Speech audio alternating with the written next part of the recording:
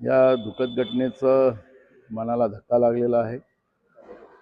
एक आमचा विधिमंडळातला सहकारी आणि राज्याचे उपमुख्यमंत्री यांच्याबरोबर आम्ही अनेक वर्ष सोबत काम केलं। अशा त्यांचं जे कर्तृत्व होतं, जे उत्तम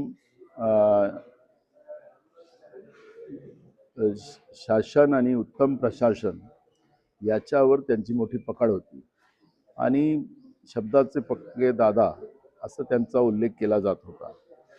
असं एक विजन असलेलं व्यक्तिमत्व आज महाराष्ट्राच्या राजकारणातून हरपल्यामुळे महाराष्ट्राच्या ज्यांना विजन होतं असं एक व्यक्तिमत्व हरपल्यामुळे महाराष्ट्रालाच मोठ्या प्रमाणात त्यांच्या गेल्याचं दुःख झालेलं आहे।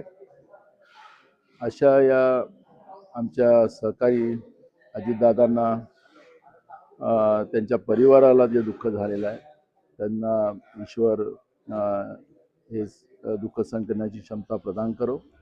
मी त्यांना काँग्रेस पक्षाच्या वतीनं त्यांना श्रद्धांजली वाहतो।